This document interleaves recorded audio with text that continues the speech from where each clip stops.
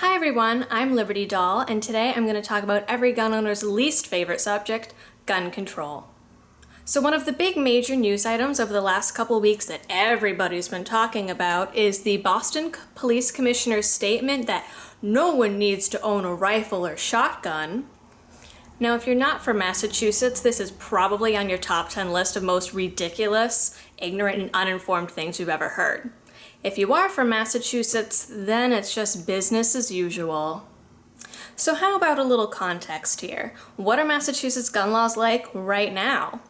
So this is something that, much like the states of California and New York, could take hours to explain. However, I'm going to try to give you the quick rundown.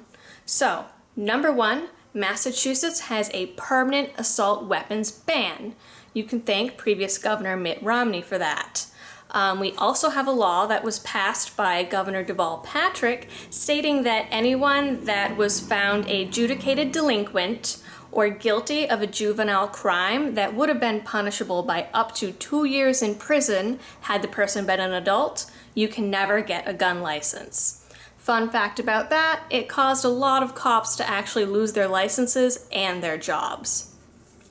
Another component of Massachusetts gun laws is if you plan to store 10,000 rounds of ammunition, then you need a permit from your local fire department for an explosives permit. Along with our assault weapons ban is a ban on all magazines of over 10 rounds unless they were made before 1994.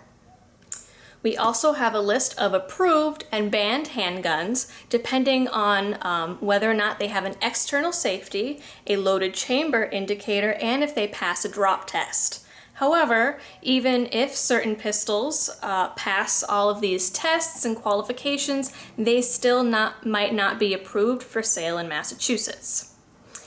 To get a gun license in the state of Massachusetts, as we are required to have licenses, there is a very specific procedure that residents need to follow. Number one, you need to take and pass an NRA safety course, which includes not only a lecture, but also a shooting component. Number two, you need to fill out an application and submit it to your local police department. Along with this, you need to submit $100 and, in some towns, 3 letters of recommendation.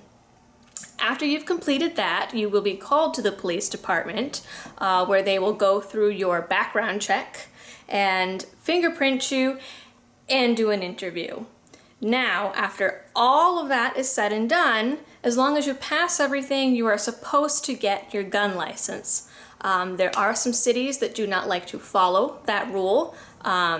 Quincy is one of them. The city of Quincy, the police department actually has been sued. Or is in the process of being sued for not handing out gun licenses. And that is a no-no because right now Massachusetts is a shall issue state, which again means that as long as you pass everything, you're supposed to get your gun license.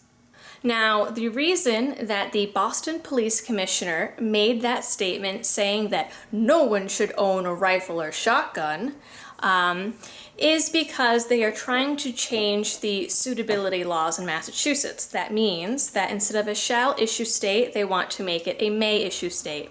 So that means that even if you pass all your qualifications and the police commissioner or local police chief decides he doesn't like you, he can deny you a gun license. So another place that this is coming from is there is a major gun control law that has been bouncing back and forth between the state Senate and the state House for a few weeks now. Another thing to know about Massachusetts is a new gun control law gets introduced pretty much every year.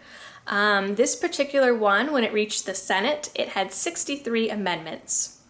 Most of the ones that pertain directly to gun control were rejected or withdrawn thanks to local groups such as GOAL. However, the really big one that everyone is freaking out about is Amendment 6. Now, Amendment 6 was withdrawn. Amendment 6 pertained to the suitability clause, which would have made Massachusetts from a shall issue state to a may issue state. The local gun control groups are freaking out that Amendment 6 wasn't included.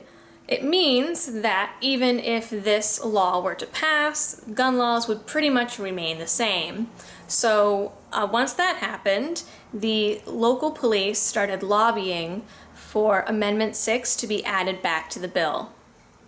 So as of right now, a committee has been assigned to try and make some kind of compromise and make this bill happen. However, the state legislative session is about to end, and there's not really much information out there about what kind of decisions they've been making. However, if the House gets their way and the police get their way, then Massachusetts will become a May issue state. They will also institute a new policy that if anyone buys 4 or more guns in a period of 5 months, they will be red flagged, they will be reported to the government, and they will be investigated. Those are the two major things that are in this bill and that people are pushing to happen. A lot of people might say that the issue about the 4 guns in 5 months is heading towards registration, but even though Massachusetts doesn't have registration, we sort of have registration, as every sale of every firearm has been documented and is reported to the government. So if you're not from Massachusetts and you're from some awesome, totally cool pro-gun state, you might be asking, well, why should I care about Massachusetts and their stupid laws? Well, the reason you should care is because Massachusetts politicians like to go to Washington, D.C. As of right now, this is the first time since the year 2000 that Massachusetts hasn't had a major party candidate for the presidency. However, there are, of course, those petitions going around asking Mitt Romney to run again, and Elizabeth Warren has way too many supporters that obviously don't understand anything about civil liberties or economics, and they're all asking her to run too.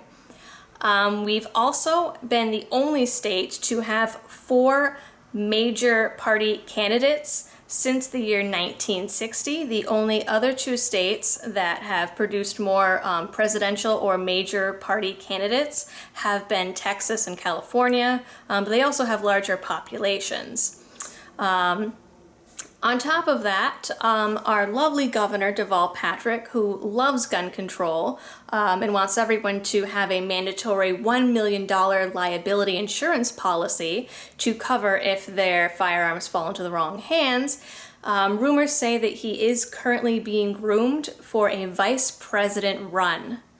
So that means that there is the distinct possibility that the very, very pro-gun control candidate will end up in the White House.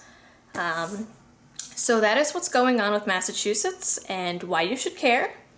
Again, I am Liberty Doll. Please feel free to check out my Facebook or my blog at www.thelibertydoll.com.